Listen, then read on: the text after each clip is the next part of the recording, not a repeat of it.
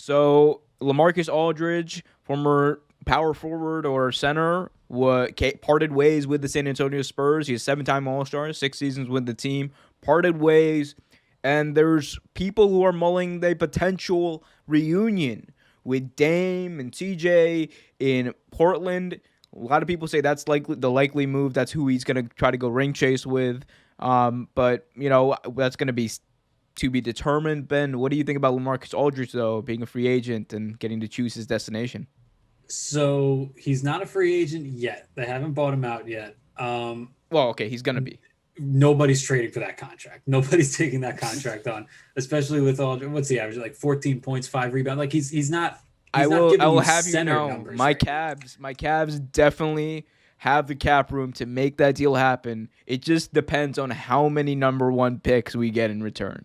So you're gonna do what? You're gonna roll out. Is Kevin Love still there? Yeah, dude. They can have, dude. I like.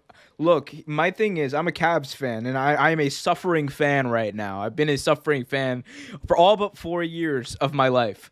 But I will tell you this: the Cleveland Cavaliers are in the perfect position to take up any terrible contract. Like we took up Drummond, Drummond's terrible contract. We for some ungodly reason paid Kevin Love all that money, but there's some interest there with the Lakers, so we'll see what that is. I'm just about stockpiling picks. I don't care how bad they are. I don't care how good they are. Just give me first round picks. I want to maximize our potential to get not like star level players. That'll never fucking happen. No stars are ever coming to Cleveland. I just want to have players who are at least fun to watch. Because right now, Darius Garland and Colin Sexton are not doing it for me. They're just not doing it for me. But I got really off topic there. Sorry about that. Continue. So Aldridge, I mean, he's not going to give you starter quality basketball right now. He's going to be a very good player off the bench. He's another piece. I was doing some reading today because I was curious, why did he leave? Congratulations. Yeah, I know. I haven't done that in a while. I was curious, like, why did he leave Portland in the first place?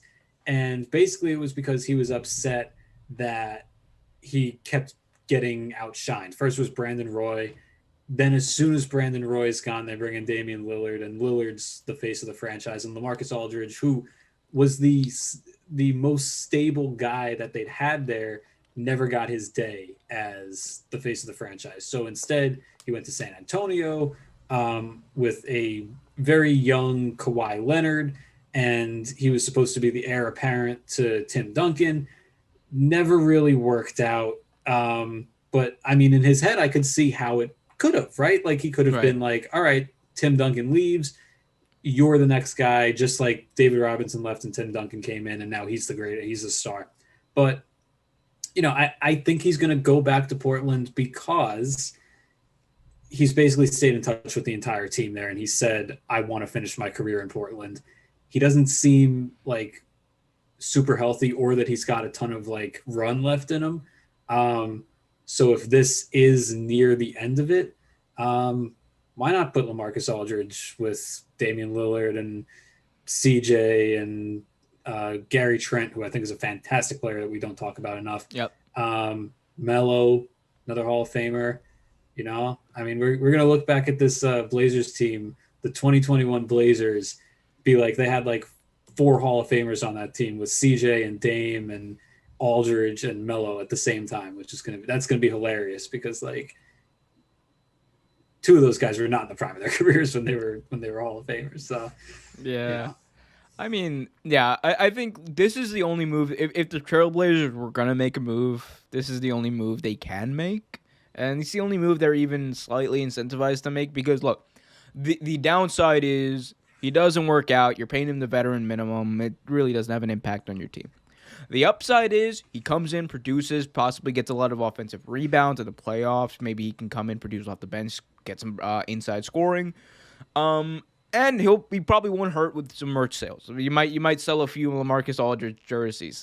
All those retro jerseys you got in the trailer. You can put those out. But I think that there's really no other team. There's really no other reason I would see Aldridge even like trying to buy his way out. He's just like, I need to go win a ring. There's one place that is a potential contender that probably gives me as good a chance as any, and like on a team that's not the Lakers.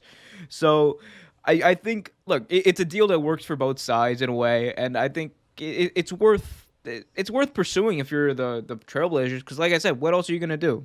Like there's no one else you can go out and get unless you're willing to trade CJ McCollum and like really throw in a wild card. But even then, you don't do that because it mess up the whole chemistry of your team.